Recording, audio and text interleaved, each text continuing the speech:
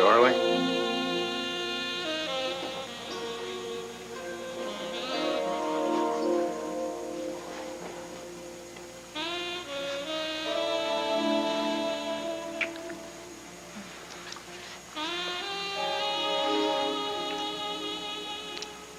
Let me get up in your eyes. It's just you and me now, Bo. No one else. Alex. Yes, sweetheart.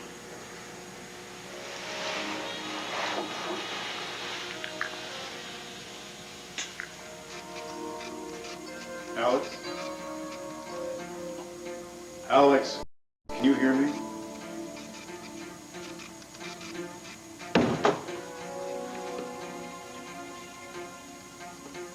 Nobody told me that you were waiting to see me. What are you doing sitting here in the dark?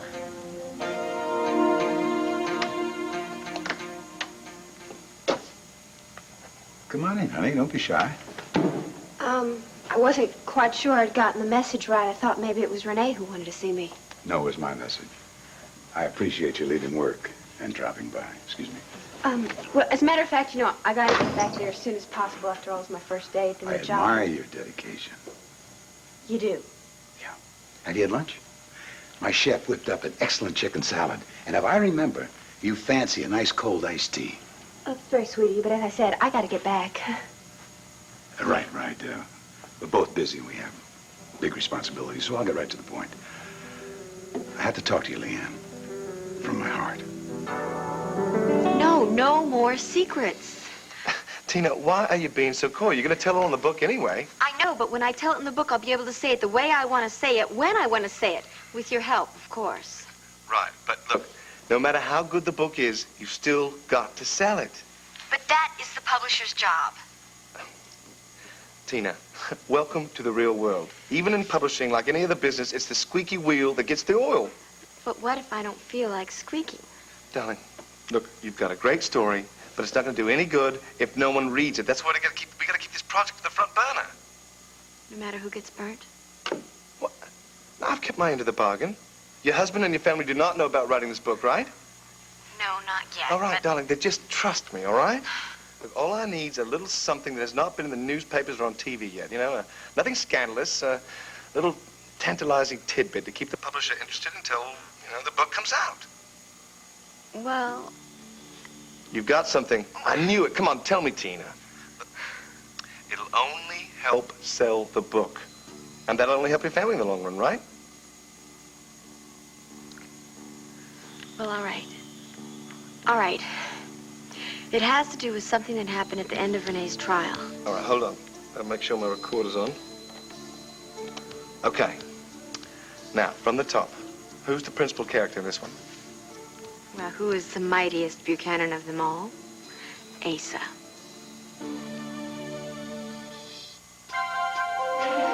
Here's what to do when you don't find the rainbows in. How about that? I didn't even realize I was sitting here with the shades down. I was so intent on business. What business? Well, Asa's business, of course. What else? He gave me these documents that he wanted me to have you sign. We need your John Hancock right there. ASAP. It's about the Sarah Buchanan Foundation. Right. So you can see why it was so important for me to bring those over to you today. Yeah, well, tell Pa that I'll have a look at them and I'll sign them and I'll messenger them back to him ASAP. Will do. Is there something else? As a matter of fact, there is. Something personal. Alex. Don't worry, I'm not going to throw myself at you again. Strange, isn't it? After all the time that we spent together, we can't even be in the same room with each other anymore. No, it's not that. It's just that it makes you very uncomfortable. And I don't blame you. When a woman throws her pride to the wind and falls all over herself saying that she loves you, I thought we were going to forget all about yesterday. I'm trying to, Bo. I want you to know that. I am trying to. Maybe I just needed to express myself that way. I realize that I've been deluding myself. Alex, I think we both know that the feelings that you had for me, I just can't reciprocate. Now, if I'm still putting out some sort of wrong signals, No, I'm you're sorry. not. You have been direct and you have been honest, and I just haven't wanted to accept that up until now. But, Bo, I want us to be friends. Not just because I work for your father, but because your family has begun to feel like my family. Well, you know they feel the same way about you. Well, what about you? Have I done so much damage to our friendship that it can never be repaired? Well, if they can raise the Titanic, I guess anything's possible. The Titanic is underwater. But there's always hope. I guess I'll have to settle for that for now. Thank you for listening.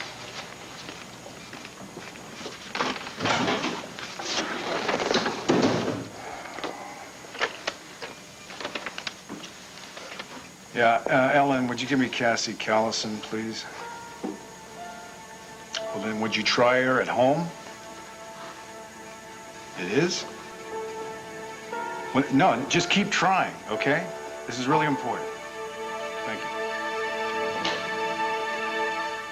you. It's not easy for a man like me to apologize. You can ask around, and I rarely ever do it. But I surely do owe you one. Owe me one what? An apology. You had it very rough in the last few months, and I didn't ease the situation, did I? Well, now that you mention it, no. No, you didn't. But I also had a point in overprotecting me and my family. After all, it was your mama. That's water under the bridge. I wonder, honey, if we could let bygones be bygones. Yes, sometimes that can work. I can't lie to you, honey. I will not miss Duane. She hurt my wife and caused a lot of misery for my family. I know she's your mama, and you loved her. And I did admire you standing up for a memory during the trial. She didn't have anybody else. And neither do you. That's the whole point of this. That's the reason for this chat. You're so bright, honey. You've got everything going for you. You should not be alone in this world. I'm not. Thank goodness that Max is there for me. Well, he's a loyal friend. He is more than that. Right. You're very close. Any fool could see that. And I'm glad that Max was for you during your ordeal. Well, I'd like to think that we were there for each other. After all, he had a lot to go through himself. I'm sure you know that. Oh, I do indeed. But of course, Max has a backup with his family when he's low. On the other hand... You don't need to remind me that my mother is no longer with me. Oh, no, I wasn't talking about her. I was talking about your kin. You should be leaning on them right now. I don't have any other family. Oh, honey, I'm not just referring to blood relations. I'm talking about people you've known all your life. People who know and love you back in Texas. I know Sweetwater. Hell, I'm from those parts. People help everybody. This place, ugh, hustle and bustle. How much money do you make? How big is your house? How fancy is your car? Oh, honey, you're a small-town gal. That's why I admired you from the get-go. A small-town gal, small-town values. Excuse me, Mr. Buchanan. Just what are you getting at here? Getting it? I'm not getting at anything. I'm just thinking of you and what's best for you. I think you belong back in Sweetwater. Can't you see that? I'm not so sure what I can see. Are you looking out for me or are you looking out for Max? Well, honey, as long as you bring it up, I guess I'm looking out for both of you. Waldrop. Yeah, it's Hudson. Yeah, good. Listen. Now, I've always provided good copy, haven't I? And good copy translates into sales, am I right? Yeah, I know we need a book to start with, but your job is to sell the sizzle, not the steak, correct? All right. Now, Sharpen your pencils, because I've got something new on the Renee Buchanan murder trial. What do you mean yesterday's news? Look, you just write down everything I say and make sure it hits the wire services, all right? I guarantee it'll be front page news tomorrow.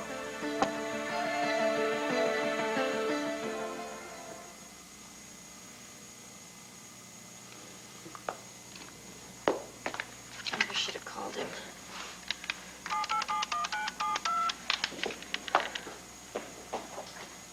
Tina, I don't believe it. I'm sorry, Vicky. I never meant to. You never meant to? Well, would they force you into it? They drag you there? No, not exactly, but Well, then, be proud of it. proud of it. Yeah. Your new look. Oh. What did you think I was talking about? You really like it? Yes, I think it looks very, very nice. Court had mentioned that you got your hair cut while you were in New York. But Yeah. this is more than just a haircut. This is really a new look. It Yeah. kind of goes along with the new person. I mean, not that the old person was chopped liver. Well, I figure, I should go along with the new look so that I could go along with my new career. New? I thought you were going back to interior design. Oh, I am. I mean, what I meant is that I'm taking a whole new approach to business, and I'm just trying to dress more high profile so I can get the high profile clients, and Well, if anyone is high profile, I think you are. Tell me about the new clients. well, I actually have an appointment I have to go to. I'd love to tell you. I'll tell you later, though, huh? You're certainly throwing yourself into things now, aren't you? Yeah. Well, I told you, Vicky, I want to start pulling my weight around here, and I'm going to. I'm going to make you proud of me. Tina. Wow. What is this? Did I just look like some ugly duckling or something before? No, it's just that you look Careful. so hot. I'll take that. Thank you. Well, now it's nice to see you up and about, Kevin. Me? You? Aren't you the one who got sick at lunch yesterday? Had to leave work early? Oh, yeah. Well, I'm still not quite up to 100%. Well, honey, what is it? Do you have a headache or a stomach ache? You don't have a fever, do you? Oh, no, I just, I'm feeling a little better. Well, that's good. I'm glad to hear it. And Gus will be glad to hear it. He called a little while ago, asked if you would work the late shift today.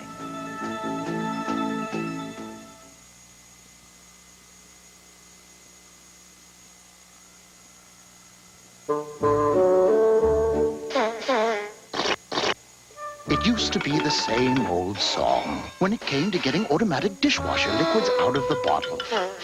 Introducing the new liquid gel formula. Does Max know what you're asking me to do? Well, Max doesn't always know his own mind. He's a fine young man. He's generous and kind. But sometimes, Leanne, he thinks more with his heart than his head. Oh, so what you're saying is that I'm just plain bad for him. Oh, heaven forbid I ever said such a thing. What you did for my son, getting his mind off that witch, Gabrielle, little Al, the sun rises and sets on you. All the good work you did for me at my stables. Look, all I know is that Max asked me to stay, okay? He wants me to start my roots here in Landview. Well, I know all I mean, he about offered that. me this job at the hotel, right? I was there Well, that when- doesn't sound like to me that he thinks I'm bad for him. I never said, don't ever say such a thing. I mean, Max wants you here in town because it kind of depends on you. But you don't understand, see, I'm looking out for what's best for you, as well as him. Oh. Oh, I get it. So you're just looking out for my best interests, right? I'm trying to, honey, I'm really trying to. You love animals. You know their habits.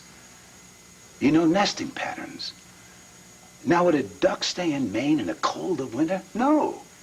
That duck would go with his brothers and sisters down to Florida. I am not a duck, Mr. Buchanan. Just please, try and go along with my trend of thought. I'm trying to help you. No, what you're trying to do is get rid of me. I never said that. No, I understand. I am good enough to clean out your stable, but I am not good enough to go out with your son. I mean, ducks should stay with ducks, and white trash should stay with white trash. Honey, why are you getting so ornery? All I'm saying... No, I understand. I understand perfectly. But there's more than one kind of animal, Mr. Buchanan. There's the kind that changes its spots and its colors to adapt to the environment. Now, that kind may not be the strongest or the fanciest, but it still has its pride. And that kind is as good as any other animal. Of course you are, honey. But the fact is, you don't belong here. I like it here. Look, I love this town, and I love the friends I made here, and the last thing I want to do is leave. Even if it means ruining lives. I thought you had more sense, Leanne. I thought you cared enough about people to do the right thing, no matter who it hurt. Now I'm wondering if I'm wrong that you are your mama's daughter.